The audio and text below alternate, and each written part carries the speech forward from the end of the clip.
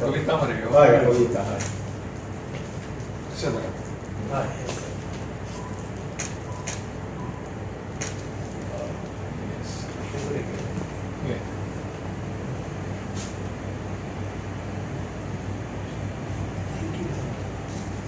माझे मित्र निवृत्ती शिरोडकर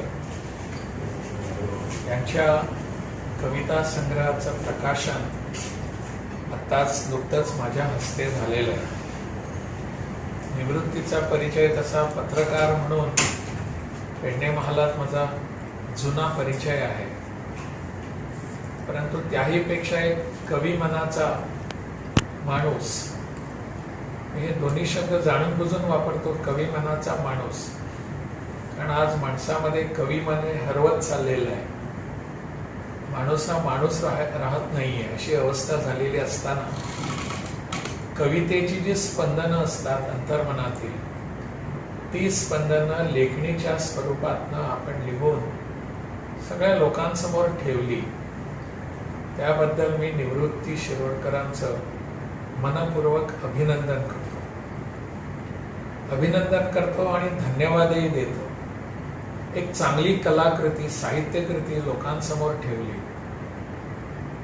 कोरोना काळात हा लिहिण्याचा त्यांनी घाट घातला आणि त्या माध्यमातून त्यांनी त्यांच्या मनात जे जे विचार आले, जी स्पंदनं उमटली, ते सगळे लोकांसमोर ठेवण्याचा प्रयत्न केलेला आहे. काही कविता वाचताना असं लक्षात येतं की या कविता म्हणजे काही बालगीतं आहेत की काय, परंतु दुसरं पान जर उघडलं तर लक्षात येतं की हे बालगीतं नाही आहेत. समाजासमोर एक विशिष्ट विचार ठेवणारं, चिंतन करायला लावणारं असं एक छोटंसं काव्य ना पण काव्य आहे, ज्यामुळे साधारणपणे सामान्य मनुष्य विचार करायला लागतो. अशी काव्य स्पंदनं ही निवृत्ती शिरोडकर या माझ्या मित्राने सगळ्या लोकांसमोर ठेवलेली आहेत. पेडण्यात आमदार असताना या निवृत्ती असेल किंवा महादेव गवंडी असेल किंवा अन्य माझे पत्रकार मित्र असतील, आणि नेहमीच मला सहयोग दिलेला आहे. आणि या सहयोगाच्या वातावरणातूनच मी तिथे अनेक काही कामं करू शकलो, याचा उल्लेख आता निवृत्ती महादेव यांनी केला. परंतु ही कामं करताना त्यांचा सहयोग नसता तर हे शक्य झालं नसतं. लोकांनीही तिकडच्या मला भरपूर भरभरून असं प्रेम दिलं, सहकार्य केलं. या सगळ्या गोष्टींचा आज आढावा घेण्याचं कारण एवढंच की एवढ्या दूरवरून, पेडण्याहून माझे हे मित्र, 4 मित्र इथे उपस्थित झालेले आहेत आणि त्यांचा आग्रह एवढाच की या पुस्तकाचं प्रकाशन माझ्या हातातून व्हावं, अशी एक त्यांनी माझ्यावर एक माया म्हणा किंवा प्रेम जे केलेलं आहे त्याची पावती मला देणं गरजेचं होतं. म्हणून त्यांचं मी या राजभवनात, केरळच्या राजभवनात स्वागत तर करतोच आहे, पण त्यांना धन्यवादही देतो. मला आज अत्यानंद होत आहे का दुसऱ्या राज्यातील राजभवनमध्ये आणि आमचे गोव्याचे माजी मंत्री असताना ज्यांनी कार्य गोव्यासाठी आणि आपल्या पेडणे मतदारसंघासाठी केलं ते कार्य उल्लेखनीय आहे आणि त्यांच्या हस्ते हे पुस्तक होणं हा माझा एक मोठा आनंदाचा मी क्षण मानेन. आयुष्यात मी तो तेवत ठेवीन. आणि अंतर्मनातील स्पंदने हे पुस्तक ज्यावेळी निर्माण करण्याचा माझा विचार आला, तो काळ अत्यंत खडतर काळ होता, कोरोना काळ होता, जग हादरलं गेलं.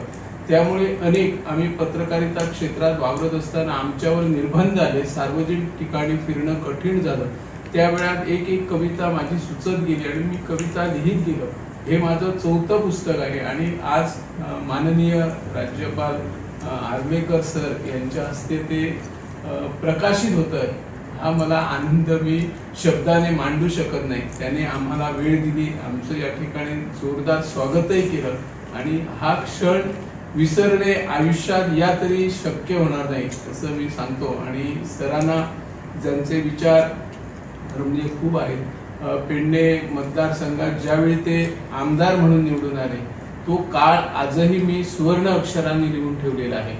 ज्यावेळी एखादा आमदार निवडून आला की आपला वाढदिवस साजरा करतो किंवा मोठी पार्टी साजरी करतो, आणि ही पार्टी किंवा वाढदिवस साजरे करत असताना जे मतदारसंघातील असेल किंवा इतर कोण कंत्राटदार असेल किंवा वेगळं काम करत असेल त्यांच्याकडून पैसे घेऊन मोठमोठ्या जाहिराती द्यायच्या. परंतु ज्यावेळी आमचे मंत्री माननीय राजेंद्र आल्लेकर ज्यावेळी मतदारसंघातून निवडून आले, त्याने कधीच तसल्या प्रकारची जे गैरकृत्यही केले नाही आणि वाईट व्यवसायाला कधी थारा दिला नाही. तो क्षण आजही आठवतो. शिवाय आपल्या पेडणे मतदारसंघात ज्यावेळी जुगाराचे अड्डे सुरू होते, 4.5 वर्षे तब्बल माननीय आमदारांनी त्या काळात ते बंद केलं, असं कुणाने जमलं नाही. त्यांचा क्षण आणि त्यांच्या हातून हे माझं पुस्तक होतंय, खराच मला आनंद आहे.